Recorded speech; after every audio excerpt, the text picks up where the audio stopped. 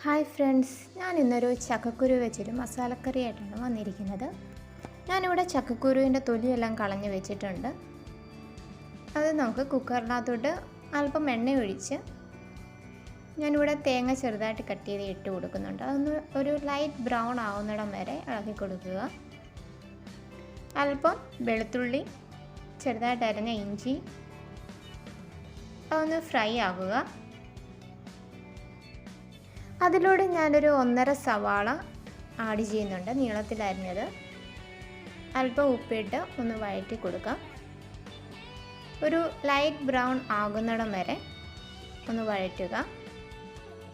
ഇതിനാവശ്യമായ വാളൻപുളി ഒരു നെല്ലിക്ക വലുപ്പത്തിൽ ഞാനിവിടെ എടുത്ത് വെച്ചിട്ടുണ്ട്. നമുക്ക് ഉള്ളി ഒരു ലൈറ്റ് ബ്രൗൺ ആയിട്ടുണ്ട്. അതിലേക്ക് നമുക്ക് ചക്കക്കുരു ആഡ് ചെയ്ത് കൊടുക്കാം. അതിൻ്റെ കൂടെ തന്നെ ഞാൻ മസാലയും കൂടെ ആഡ് ചെയ്യുന്നുണ്ട്. 1 ടേബിൾ സ്പൂൺ മുളക് പൊടി, 2 ടേബിൾ സ്പൂൺ മല്ലിപ്പൊടി. ഉപ്പ് നോക്കിയിട്ട് മാത്രം ഇനി ഇട്ട് കൊടുക്കുക. നമ്മൾ ഓൾറെഡി ഇട്ട് കൊടുത്തിട്ടുണ്ടായിരുന്നു. 1 ടീസ്പൂൺ ഗരം മസാലയും കൂടെ ആഡ് ചെയ്യുന്നുണ്ട്. അതിൻ്റെ ഒരു പച്ചമണം മാറുന്നിടം വരെ നല്ലോണം ഒന്ന് ഇളക്കി കൊടുക്കുക. നല്ലോണം ഒന്ന് മിക്സ് ചെയ്തതിന് ശേഷം മാത്രമാണ് ഞാനിവിടെ പുളിവെള്ളം ആഡ് ചെയ്യുന്നത്.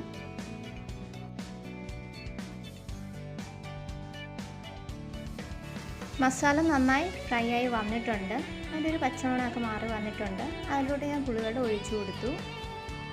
അതിൻ്റെ കൂടെ തന്നെ ചെറിയ ചൂടുള്ള വെള്ളവും കൂടെ ഞാൻ ആഡ് ചെയ്ത് കൊടുക്കുന്നുണ്ട്. അത് വേവാൻ ആവശ്യമായ വെള്ളമാണ്. അത് നല്ലോണം മിക്സ് ചെയ്ത് കൊടുക്കുക.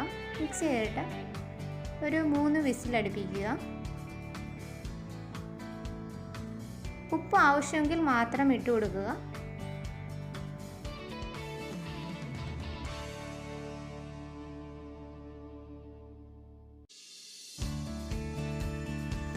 ഇതാ നമ്മുടെ ചക്കക്കുരു മസാലക്കറി അങ്ങനെ റെഡി ആയിട്ടുണ്ട്. ചക്കക്കുരു ഇതുപോലെ ഒന്ന് കറി വെച്ച് നോക്കുക. ട്രൈ ചെയ്തിട്ട് ഫീഡ്ബാക്ക് അറിയിക്കാൻ മറക്കരുത്.